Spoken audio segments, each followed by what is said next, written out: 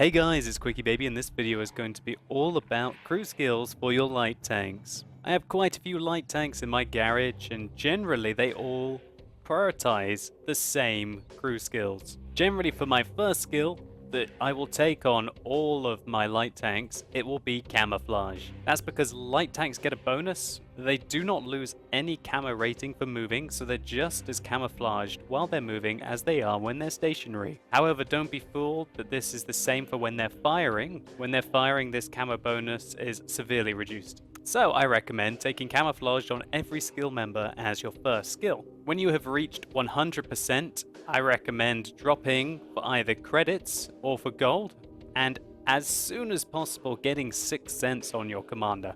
You can see that that's what I have done in my T-71. For the other possible crew members, the second skill that I recommend that you take is Snapshot for your gunner, Off-Road Driving for your driver, Situational Awareness if you have one of the few light tanks in the game with a radio operator, and some tanks are going to be able to take Situational Awareness on their loader, like you can see here in the WZ-132 light tank. I took repairs here before Situational Awareness, but I don't recommend that you do that. Situational Awareness is a 3% bonus to your view range, and your view range is your lifeblood in your light tanks, so prioritize that as soon as you've got your camouflage up to 100%.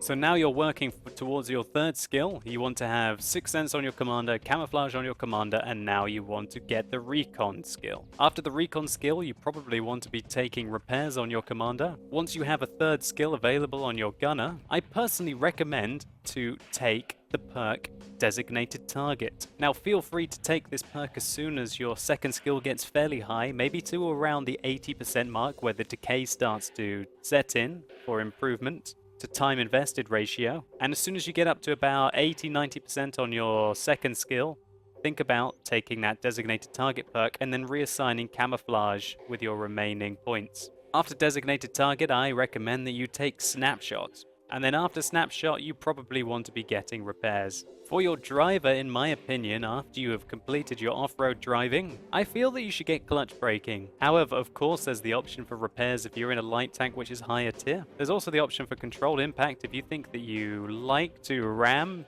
if you're in one of the heavier light tanks. Or the possibility of smooth ride if you like to fire on the move, if maybe your gunnery skills are more important to you. Preventative maintenance could be useful on some tanks, considering that I often like to not use a fire extinguisher and use improved combat rations. However, I still feel that the ones you want to prioritize are the camouflage, the off-road driving, the clutch braking, and the repairs. On your radio operator, you want to prioritize camouflage, followed by situational awareness, possibly followed by taking the Call for Vengeance perk.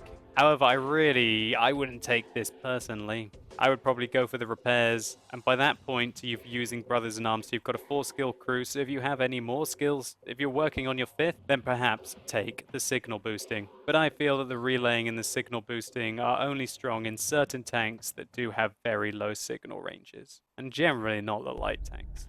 Some loaders will be able to use that situational awareness as I have highlighted, so make sure you get that. That's a very important 3% to your view range. And then after that, I really recommend that you try and prioritize repairs, the camouflage. By that time, you've got the Brothers in Arms and you've got a 4-skill crew. If you ever have the ability to get safe stowage, then there's another opportunity for you. But really in a light tank, you're not getting shot that much, or you shouldn't be at least, and that means that safe stowage and adrenaline rush are not so useful. So there you have it. That's the path that I would take in my light tanks. Now, one word about repairs on light tanks. It's only the very high tier light tanks such as the AMX 1390 that I would really recommend getting repairs on. Having over 1,000 hit points means that you can take a fair few shots in the game. Generally in other light tanks such as the Type 64, which only have 580 hit points, if you get shot once, you're generally on half health, and if you get shot again, you're dead. So my thinking is that if you get hit once and it takes your track off, you repair your track, and that's your life in a way in a light tank. And generally if you're getting hit again, you're dead. So there's very little point to having repairs in my opinion. However, in your AMX 1390, quite often you can get tracked, you can repair it, and then you might still have, your full health of 1,100 left. That's enough to justify thinking about getting repair on your crew. course, you see me not using Brothers in Arms right now on my Type 64 crew. That's because of the radio operator that is required. So as soon as I get this radio operator up to being able to have that first perk, I will be taking 6th Sense on my Type 64. As a rule of thumb, Brothers in Arms is not achievable in World of Tanks until you have got your 3rd skill. Now the reason for this, in my opinion, is that 6th Sense is so effective that you cannot afford to not use 6th Sense. And because 6th Sense is a perk and Brothers in Arms is a perk, that means until you get your 3rd skill on all of your crew, you cannot justify, in my opinion, using it. As soon as you do get that 3-skill crew, think about reassigning your crew skills and then go through the order that I suggested to buy again. Realistically, scouts are going to be completely powered with a 4-skill crew, and because they like to use camouflage, they are one of the tanks in the game that really do like to have a very highly experienced crew. So guys, I hope this video has been useful to you. Consider rating it down below if it has, and thank you so much for watching. You've been epic. Think about checking out some of my other crew videos, and hopefully I'll see you soon.